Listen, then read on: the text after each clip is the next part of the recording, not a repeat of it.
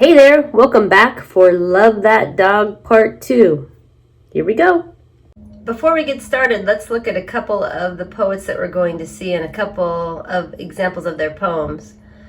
The first poet is Arnold Adolph, and he's an American children's writer, and his parents were Jewish immigrants from Russia, and he grew up in the South Bronx. And his poems are very cool. I'm going to turn this around so you can see it and get close to it. It's called Street Music. This city, the always noise grinding up from the subways underground, slamming from bus tires and taxi horns and engines of cars and trucks in all vocabularies of clash, flash, screeching, hot metal, language combinations as planes overhead roar an orchestra of rolling drums and battle blasts assaulting my ears with the always noise of this city street music.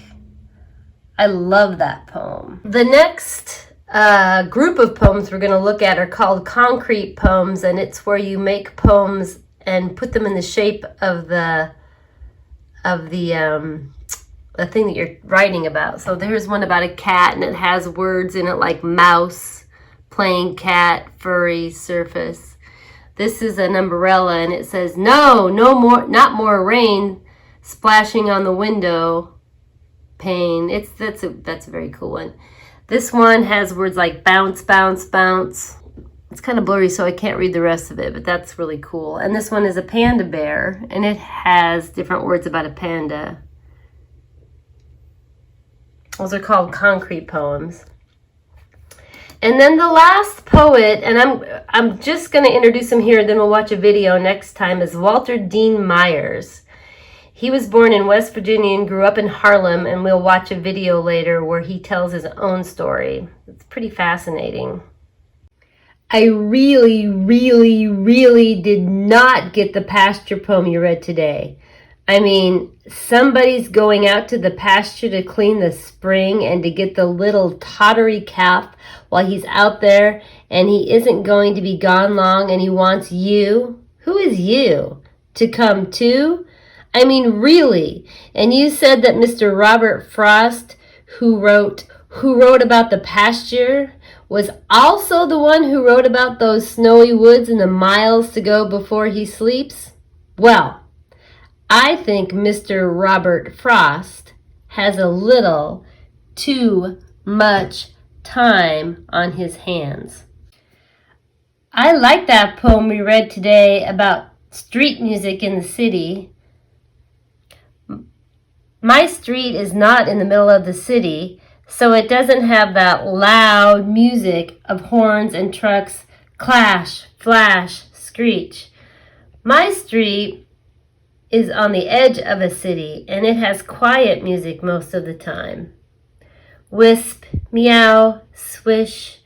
My street is a thin one with houses on both sides, and my house is the white one with the red door. There is not too much traffic on my street, not like in the middle of a city. We play in the yards and sometimes in the street, but only if a grown-up or the big kids are out there too, and they will shout, "Car!" if they see a car coming down the street. At both ends of our street are yellow signs that say, "Caution, children at play." But sometimes the cars pay no attention and speed down the road as if they are in a big hurry with many miles to go before they sleep. February 21st. That was so great, those poems you showed where the words make the shape of the thing that the poem is about. Like the one about an apple that was shaped like an apple, or the one about the house that was shaped like a house. My brain was popping when I was looking at those poems. I never knew a poet person could do that funny kind of thing. February 26th. I tried one of those poems that looks like what it's about. My Yellow Dog by Jack.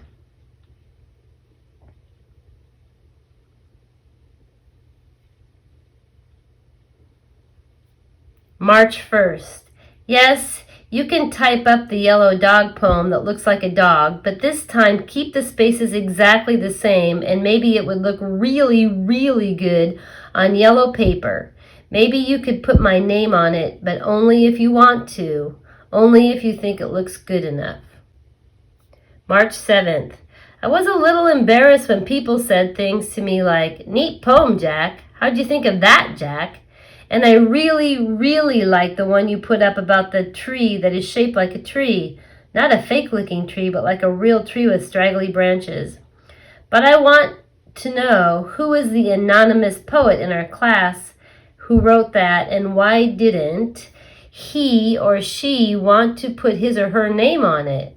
Was it like me when I didn't think my words were poems? Maybe you will tell the anonymous tree poet that his or her tree poem is really a poem, really, really, and a good poem too. March 14th. That was the best poem you read yesterday by Mr. Walter Dean Myers. The best poem ever. I am sorry I took the book home without asking. I only got one spot on it. That's why the page is torn. I tried to get the spot out. I copied that best poem and hung it on my bedroom wall, right over my bed, where I can see it when I'm lying down. Maybe you could copy it too and hang it on the wall in our class where we can see it when we are sitting at our desks doing our stuff. I sure liked that poem by Mr. Walter Dean Myers called Love That Boy. Because of two reasons I liked it. One is because my dad calls me in the morning. Just like that. He calls, "Hey there, son." And also because when I had my yellow dog, I love that dog, and I would call him like this. I'd say, "Hey there, Sky." His name was Sky. March 22nd. My yellow dog followed me everywhere, every which way I turned. He was there wagging his tail and slobber coming out of his mouth when he was smiling at me, all the time as if he was saying, "Thank you, thank you, thank you for choosing me," and jumping up on me, his shaggy, straggly paws on my chest like he was trying to hug the insides right out of me. And when us kids were playing outside, kicking the ball, he'd chase after it and push it with his nose. Push, push, push, and getting slobber all over the ball, but no one cared because he was such a funny dog, that dog Sky, that straggly, furry, smiling dog Sky. And I'd call him every morning, every evening, "Hey there, Sky." March 27th. Yes, you can type up what I wrote about my dog Sky.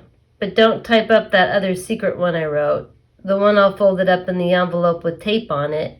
That one uses too many of Mr. Walter Dean Myers' words, and maybe Mr. Walter Dean Myers would get mad about that. April 4th. I was very glad to hear that Mr. Walter Dean Myers is not the sort of person who would get mad at a boy for using some of his words. And thank you for typing up my secret poem, the one that uses so many of Mr. Walter Dean Myers' words, and I like what you put on the top, inspired by Walter Dean Myers. That sounds good to my ears.